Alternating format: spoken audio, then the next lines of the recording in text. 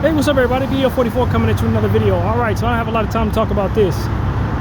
Morey speaking on the Los Angeles Lakers NBA Championship 2020 in the bubble. He said people he talked to around the league, behind the scenes, don't consider our championship bubble an actual real championship. I didn't hear the conversation in its entirety. Taking things out of context could, and a lot of times, be a mistake, but I don't really know how many different contextual ways this could have been misinterpreted by myself. The man essentially said that our championship, to him and to others he's spoken to, ain't real. And I think the natural way to respond to that is probably what most people are thinking, which is it's realer than any championship he's ever won because he's never won. And if he would have won the bubble chip, he wouldn't have that opinion, nor would he vocalize it.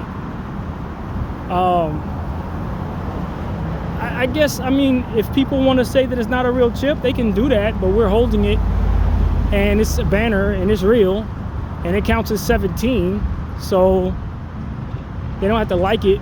And not only that, but you're belittling the sacrifice those athletes had to make and how difficult it was to be in that damn bubble.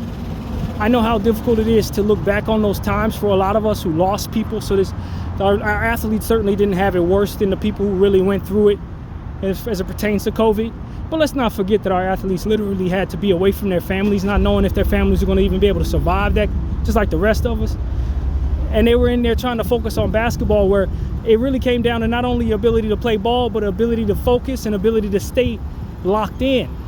You had instances where people were sneaking people in because they couldn't live without the things that they couldn't live without. And our guys were the guys that made it to the top of that bubble. Our guys were the guys who were not only able to outplay people on the basketball floor, but were able to endure them during the circumstances that were very uncertain on our planet. So Morey sounds pretty damn ignorant when he tries to discredit a championship that, under the context of what the world was going through at the time, was probably the most difficult to win. You want to remove travel, insert a damn pandemic and the uncertainty that came with it, and having to be away from your families during that process trying to win something.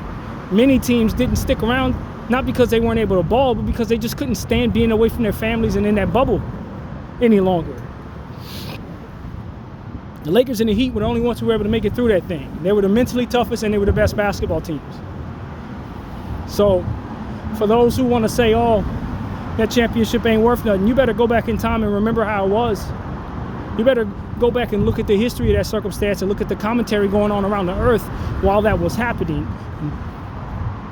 Because I don't know if the NBA would have even played ball if it wasn't such a greedy intention by all parties involved to make money despite the circumstance. And maybe greedy's unfair given the fact that it was literally a pandemic and everybody was losing money. But just the same, I don't think too many times if you try that again, would many people even want to be involved in anything other than being around their families in those circumstances. Like, if this was the 80s, they probably wouldn't even play ball. You understand what I'm saying? As scary as they was about AIDS and Magic Johnson in that situation. You see what I'm saying? Our guys were unique in that regard, that they were able to play through impossible and dangerous times. So to discredit them is mighty ignorant of anyone not considering all of the different contextual circumstances surrounding that era and how difficult it was to play in that bubble. So that's what I want to say, man. That was ignorant of him.